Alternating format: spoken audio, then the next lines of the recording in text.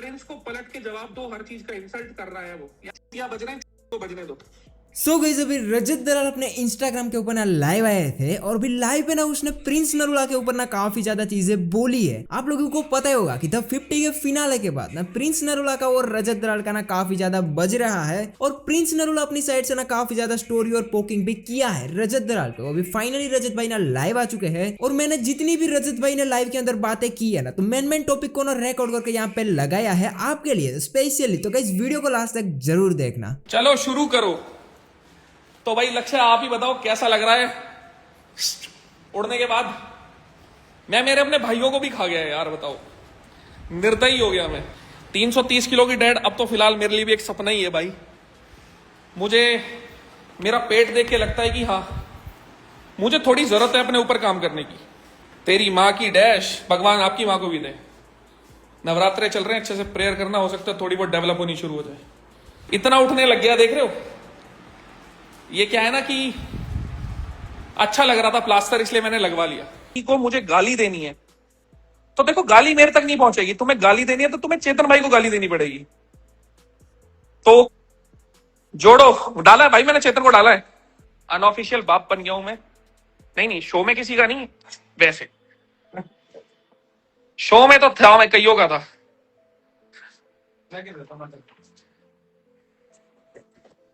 तो ये है मोगली, और जिसे पेला जा रहा है, नहीं वो नहीं है जो तुम सोच रहे हो, ये बगीरा है। मोगली से हाय, से हाय। यार सुबह तक तो हैंडशेक कर रहा था, हैंडशेक। अरे तू भी बिगड़ गया। नहीं, मैंने फाड़ने फूड़ने का काम बंद कर दिया भाई। श्रुतिका और चाप के साथ रीयूनियन कब? कभी भी हो सकता है जब टाइम मैच हो। चाप तो बेचारी गायब है। 50 स्क्रिप्टेड था यार। देखो स्क्रिप्टेड कुछ भी नहीं होता। तुम एक चीज बताओ, जो अंदर चीज हो रही है तभी बाहर आ रही है ना। हाँ, नरेटिव सेट होते हैं, 4 नरेटिव आप बाहर बना सकते हो। मैंने शो छोड़ दिया आपके निकलने पे। मैंने भी आज तक कभी भी मेरे निकलने के बाद बिग बॉस का बाद का कुछ भी नहीं देखा, और 50 में भी बाद में कुछ नहीं देखा। मैंने बस बीच बीच में खोल के देखा था कि हाँ कहां तक पहुंचा। दिग्विजय से दोस्ती कब? शो के बाहर मेरा दोस्त है, शो के अंदर पता नहीं क्या हो जाता है, उसे मुझे रगड़ना पड़ जाता है हर बार। भाई हर बार ट्रॉफी ही रह जाती है, यही तो मैं कह रहा हूं। फिर मुझे भी काम चलाना पड़ता है ऐसे बोल के कि मैंने दिल जीते हैं। पर क्या है ना, वो बस लाइन बोलने की होती है। ट्रॉफी का मजा ट्रॉफी का ही होता है। अरे यार तुम तो कंट्रोवर्सी कराने के मूड में लग रहे हो सब। सिद्धार्थ को रिप्लाई देखो, बहुत सारे लोगों को एक मिसअंडरस्टैंडिंग है कि उसके मेरे बीच में कोई प्रॉब्लम है। जब उसका एविक्शन हुआ और उसने ये चीज देखी कि बैकएंड पे हमारा थोड़ा इन्वॉल्वमेंट था उसके एविक्शन में, तो उसको वो चीज ज्यादा आखिरी और उसी टाइम पे इंटरव्यू हुए तो वो इमोशनल होकर बहुत सारी चीजें बोल गया जिसकी जरूरत नहीं थी। पर मेरे पार्ट पे जब कोई इन्वॉल्वमेंट नहीं है तो वो चीज खत्म हो गई। प्रिंस को पलट के जवाब दो, हर चीज का इंसल्ट कर रहा है वो। यार मेरा इस बारे में देखो बात करने का कोई मन नहीं है, पर मेरे को एक चीज बताओ, 4 बेरोजगार लोग 4 जगह कुछ बोल रहे तो क्या ध्यान देना भाई। हम पे काम है, हम पे 4 चीजें जिंदगी में करने को, उस पे ध्यान दो ना। पे क्या ध्यान देना? बज रहे हैं, बजने दो। Faizu is truly a deserving winner.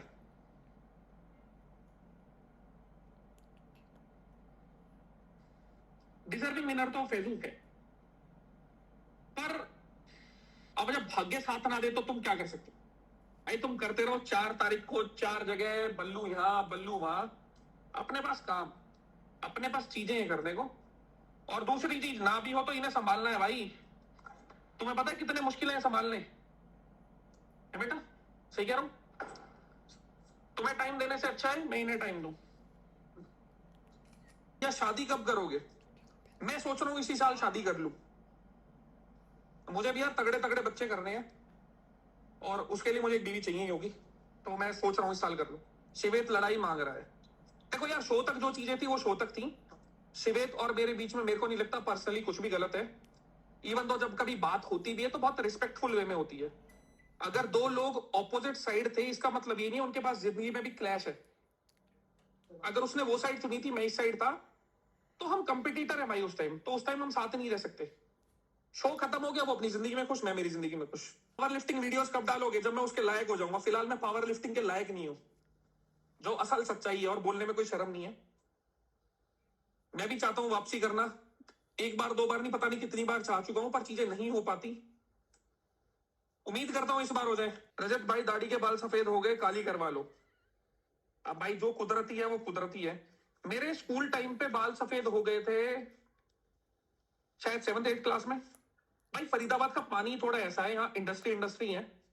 ये प्रॉब्लम मेरे साथ नहीं है, बहुत लोगों के साथ है। पिक्स विला कर लो भाई अब। हाँ, अब यही काम तो रह गया, आज की करते रहो। अर्चित भाई के लिए बोलो उसको, जो शिवेद हीरो बन रहा था उसके लिए। देखो, अर्चित इतना सक्षम है कि अर्चित अपनी बात रख सकता है हर तरह से। तो मेरे को नहीं लगता मेरे को कहीं ना कहीं उसके लिए बोलने की जरूरत है। अगर अर्चित बोलेगा तो ऑब्वियस सी बात है, मैं स्टैंड लूंगा। पर जब वो खुद बोल सकता है, खुद चीजें कर सकता है, तो उसको करने दूंगा ना मैं किसी को ओवर शेडो क्यों करूं? कटारिया के साथ सही जजमेंट किया रजत भाई। देखो, एक सिंपल चीज समझो।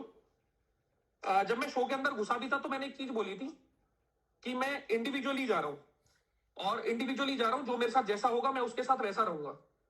मैंने कभी भी ये चीज नहीं बोली कि मैं किसी की रिस्पॉन्सिबिलिटी लेके जा रहा हूं या कोई मेरी रिस्पॉन्सिबिलिटी लेगा। कटारिया मेरे हिसाब से 12-13 बार तो गया होगा डेंजर जोन में। अगर 12-13 बार वो सेव हुआ है, मैंने या हम सब ने उसका साथ दिया है, तभी सेव हुआ है ना भाई। जहां तक जितना हो सकता था करा। पर एक छोटी सी चीज समझो, जब हमारे हाथ में मौका है और बहुत बड़ा नुकसान देने का है तो दूंगा ना। मैं गेम के पर्सपेक्टिव से खेल रहा था और हमेशा से खेलता आया था। मैं कटारिया की कभी भी पहली प्रायोरिटी नहीं था, मैं कभी भी फैजू की पहली प्रायोरिटी नहीं था, मैं कभी भी लक्ष्य की पहली प्रायोरिटी नहीं था। मैं मेरा गेम खेल रहा था, मैंने मेरा गेम खेला और बहुत प्राउडली खेला। भाभी जी को जब हटाए तो बहुत मजा आया। देखो, दूसरी चीज बताता हूं। मैंने ही फैजू के पैर पे नाम लिखे थे, सबसे पहले आरुषि का और उसके बाद युविका भाभी का। गेम पर्सपेक्टिव था। मेरे को पता है उनको बहुत ये चीज बुरी लगी होगी, पर मेरे मन में कभी भी उनके लिए कुछ गलत नहीं रहा, ना कभी रहने वाला। हमेशा से मैं अपना ही समझता हूं उन्हें। पर एक छोटी सी चीज समझो, गेम गेम होता है और आखिरी क्रंच होता है। अगर वहां पे प्रिंस और भाभी दोनों इकट्ठे होते फिनाले में तो हमें नुकसान हो सकता था, या प्रिंस भाभी के लिए खेल सकता था। तो वो चीज देखते हुए मैं वहां सेल्फिश था और उसे मैं एक्सेप्ट करूंगा। एक सर्वाइवल शो है भाई, अपनी जान बचाओ सबसे पहले, सिंपल चीज है। मैं वहां बड़ा बनने नहीं गया था, मैं धर्मात्मा बनने नहीं गया था, मैं जो हूं मैं वो दिखाने गया था। मुझे वहां पे हीरो नहीं बनना था। तो जो था सामने था, हटाने की जरूरत थी तो मैंने हटा दिया। और इसका प्लीज भाभी बुरा मत मानना, गेम का पार्ट था। इसको क्यों एग्जिट नहीं करा जब पावर था? एक बहुत छोटी सी चीज समझो। अगर कोई मेरा राइवल है और पूरे शो में रजत वर्सेस प्रिंस होके चलती आई ये चीज, तो मैं खुद से चाहूंगा कि फिनाले हमारे बीच में हो। देखो, चाहे वो इंसान मेरे बारे में 4 चीज उल्टी सीधी बोले, पर मैं आज भी ये चीज बोलता हूं कि वो डिजर्विंग था फिनाले में खेलने के। फिनाले जीतता कौन, वो दूसरी चीज थी। मैं असल में चाहता था कि हमारे बीच में क्लैश हो परफॉर्मेंस का, और उसमें से कोई एक बंदा जीते। मेरे पास कोई बैगेज नहीं था पीछे से कि मैंने ये शो जीते हैं या वो शो जीते हैं। मैं एकदम फ्री माइंड था। एक होता ना, जब आप 4 चीजें जीत के आते हो तो आपके पीछे एक दिखाई ना देने वाला एक बैगेज होता है कि आपको अब परफॉर्म उस हिसाब से करना है कि अगर आप हारोगे तो आपकी बेइज्जती होगी या कुछ नेगेटिव होगा। ये पर्सपेक्टिव बन जाता है लोगों का।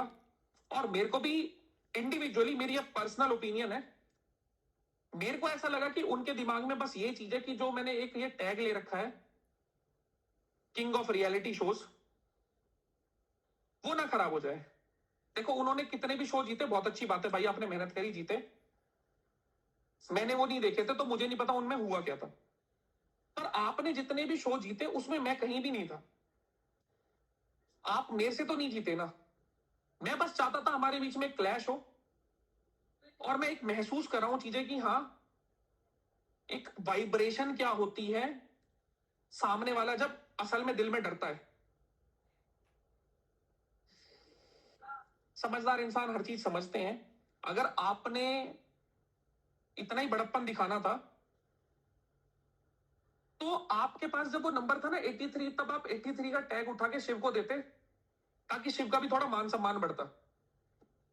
पर मैं तो आज भी यही चीज कहूंगा कि डर से फिनाले छोड़ा है, कभी किसी और शो में सामने मत अटक जाना, वरना कसम से शो छोड़ने पे मजबूर कर दूंगा।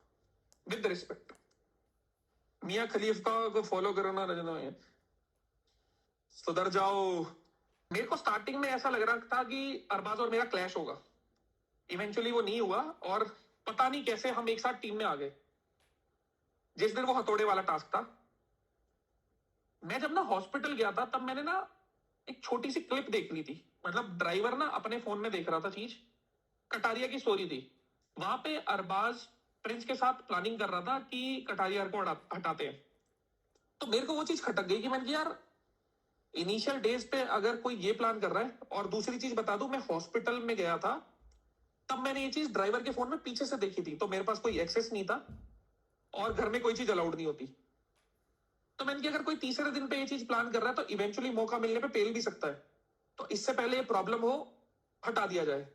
और दूसरी चीज, जो उसका इविक्शन था, वो कहीं से कहीं तक मेरे को सही नहीं लगता। लड़ाई घर में बहुत लोगों की हुई थी, मेरी भी हुई थी, बहुत लोगों की हुई थी, बहुत लोगों की, पर किसी को उस तरह से निकाला नहीं गया। मैं भी प्लानिंग कर रहा था अरबाज को निकालने की, पॉसिबल ये भी हो सकता था कि अरबाज मेरे को निकाल देता, पर उस तरह से जाते ना तो दिल में कसक नहीं रहती। अब ना दिल में एक छोटी सी कसक उसके हमेशा रहेगी कि वो इस तरह से निकला। तो भाई आपके पास जब 6 लोगों को एविट करने का मौका था, तब आपने प्रिंस को एविट क्यों नहीं? फिनाले में चाहता था भाई साथ में खेले। तो भाई आप कहाँ रहते हैं? हमेशा आपसे मिलना है। मैं भाई मेरे घर पे रहता हूँ। शो में शिवेत को उसकी मम्मी, गलत बात छोटू, गलत बात स्वयं। अरे तो भाई अहमदाबाद में मिलना है। अरे तो भाई अहमदाबाद में, मैंने अहमदाबाद आना छोड़ दिया मेरे भाई, मैंने वो गलियां छोड़ दी। खतरों के खिलाड़ी के बारे में देखो, मेरी खतरों के खिलाड़ी के ऊपर बात चल रही थी, और जितना मेरे को लगता है हो भी जाता, पर ये हाथ वाला सीन बन गया, तो इस साल पॉसिबल नहीं है, अगले साल देखते हैं। एक प्यारी सी गाली दे दो ना, इतना अंदर से मन करता है ना मेरा भी देने का, पर मैं सुधरने की कोशिश कर रहा हूँ, और मैं काफी हद तक सुधरा हूँ। चाहत ने भाई बोल दिया। Shit. बाकी गाइज आप लोगों को ये लाइव कैसा लगा गाइज? काफी ज्यादा मेहनत लगी है, तो गाइज आप लोग एक सब्सक्राइब जरूर कर लेना। बाकी जैसे कोई लेटेस्ट अपडेट वगैरह आता है ना, तो मैं आप लोग करता हूँ सबसे पहले।